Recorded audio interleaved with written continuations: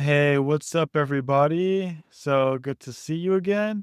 And today we're going to be talking about the breaking news of the OpenAI device. And so, guess what happens when the guy who gave the world the iPhone shakes hands with the man behind ChatGPT? If you guessed correctly, you would be thinking it ends in a $6.5 billion stock swap, a brand new kind of gadget, and a slap that Apple and Google can both feel. So stick around because this might be the moment our screens lose top billing. So here is the ride in three quick bites. The Blockbuster buyout, why OpenAI just swallowed Johnny Ive's secret startup, the mystery machine, everything known and the rumors about their screen-free companion, and the fallout and the upside. Who wins, who panics, and why 100 million units is the magic number. So, first, we're going to talk about the richest brain merge in AI history. On May 21st, OpenAI said it will acquire IO, the stealth hardware shop co founded by legendary Apple designer Johnny Ive, in an all stock deal worth $6.5 billion. $5 billion covers fresh equity, the rest folds in a 20% stake OpenAI grabbed last year. When the paperwork clears this summer, about 55 engineers, product minds, and manufacturing pearls walk through OpenAI's front door. Most of them are coming from Apple. And in one stroke, Sam Altman goes from AI software guy to we build devices too. Wall Street also has noticed Apple shares dipped over 2% that afternoon, their sharpest single day slide in weeks. So that was on May 21st. And consider the talent math. Apple spent 3 decades shaping Ive's instincts. Altman bought them in one afternoon. If design DNA holds value, OpenAI just pulled off a legal heist. But why equity, not cash? Because OpenAI is still burning money, lots of it, and Altman would rather hand out potential upside than drain the war chest.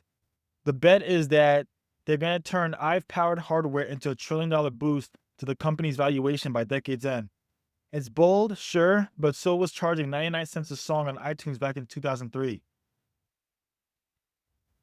And Ive's second act in a new design family. For Johnny Ive, this is a full throttle return to consumer tech. Johnny Ive left Apple in 2019 and formed the design collective called Love From, and quickly and quietly sketched future toys with ex colleagues. Now he calls Altman a rare visionary and says everything he has learned in 30 years led to this moment. That language matters. Jobs once labeled Ive his spiritual partner. If that spirit shifts to OpenAI, Apple loses more than just a star employee, it loses part of its myths. Ives co-founder at IO read like an Apple All-Star roster. Tang Tan, he's the iPhone and watch hardware specialist. Evans Hankey is Ives' own successor as design chief at Apple. And Scott Cannon, mailbox app fame, which is what he's known for. And then you add the longtime software savants Bas Ording and Mike Matas, people who literally invented iOS gestures. And you've got an in-house studio capable of end-to-end magic from silicon layouts to the satisfying click of a side button. Think of think of IO, the device that they're building, as mini Apple, minus the corporate drag. It will stay in its current San Francisco loft, but payroll now comes from OpenAI. Ive's broader love from consultancy keeps side clients like Ferrari and Airbnb, yet puts new projects on pause. Translation: every waking hour now funnels into Sam Altman's dream. So, what exactly is this thing? There have been some leaked specs that paint the device smaller than a deck of cards. No display, bristling with cameras and microphones, and meant to hang around your neck or park quietly on a desk. Picture an iPod shuffle that can see, listen, and talk. All heavy lifting happens in the cloud or on your phone and laptop. The puck itself is mostly sensors and a brainstem. The product team calls it an AI companion, not a phone, not glasses, and definitely not Humane's floppish AI pin. In fact, I've publicly slammed that pin as a very poor product. Early vendor talks point to Vietnam for assembly, partly to dodge US China trade crossfire, partly because Vietnamese factories already build AirPods and top tier smartphones. Mass production is penciled for 2027. But Altman claims an initial consumer launch by late 2026 if parts arrive on time.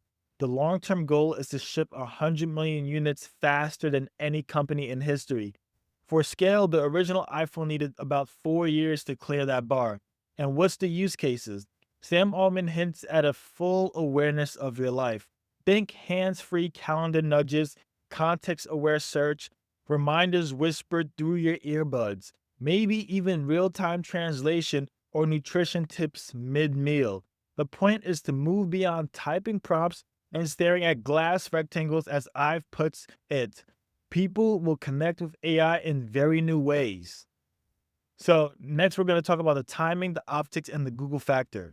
So, why did they drop the news 1 week after Google I/O hijacked every tech headline? Simple: momentum, judo. Google just paraded AI helpers in Gmail, Android, and Maps. Apple's WWDC is around the corner, and its own AI story looks anemic.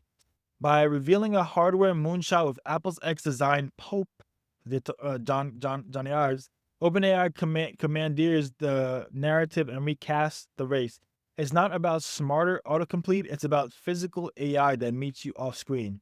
There's a classic Alan Kay line: people who are really serious about software should make their own hardware.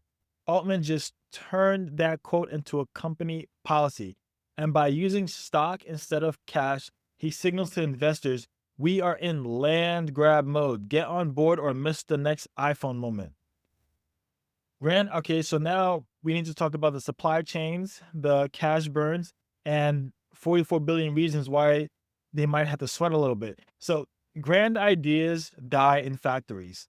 OpenAI already forecasts $44 billion in losses through 2028 before it expects a dime of profit. Hardware carries brutal margins, certification gauntlets, and recalls that can nuke a brand overnight. Setting up a screenless gadget may dodge display shortages, but cameras and microarrays still need tight tolerances. Add global privacy laws, Europe's DMA, California's CPRA, and you get a compliance maze for always listening tech. Altman knows that stealth is key. He told staff that leaking specs early would give giants time to copy or undercut. Yet you cannot hide forever when you are telling suppliers to tool up for 9-digit volumes. Expect spy shot leaks by next spring, followed by the next usual teardown blogs. And what about the financing? OpenAI's $300 billion valuation makes new equity cheap today. But if interest rates stay high and AI excitement cools, raising more billions for factories could sting. Investors like Thrive Capital and A16Z are in, but they will want proof of traction long before the 100 millionth box rolls off a line. So next, we're going to talk about the winners, the losers, and the wild cards. First of all, Apple feels the pinch. Its former design soul now builds a rival platform, and its stock already tasted the pain. Google might pivot harder into its Pixel hardware to head off the companion threat.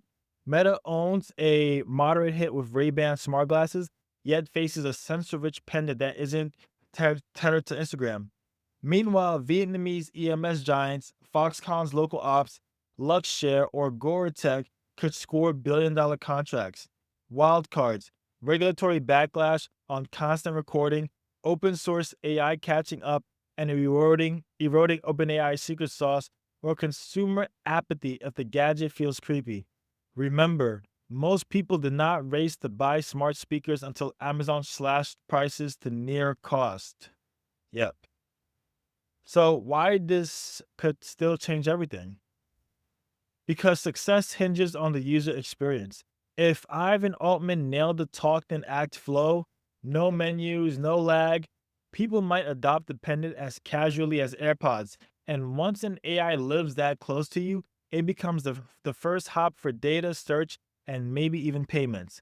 OpenAI would not just own a service, it would own a choke point. Tech history loves such choke points. Microsoft with Windows, Apple with iOS, and Nvidia with CUDA. Each unlocked a tidal wave of follow-on revenue. Altman is betting the companion device is the next great gatekeeper. Miss, and it's an expensive footnote. Hit, and it rewrites how billions meet AI. The bottom line is OpenAI just welded a world-class design studio to a world-class language model. If they land this plane, your next must-have gadget might not have a screen, but it will know your schedule, your tone of voice, and maybe the color of your dog's eyes. Are you ready for that? If this blew your mind, please smash the like button, hit subscribe, and tell me below, would you invite a screenless AI badge into your daily life, or is that still one sci-fi step too far? Again, if you like this video, please comment below and answer this question. Would you invite a screenless AI badge into your daily life, or is that still one sci-fi step too far?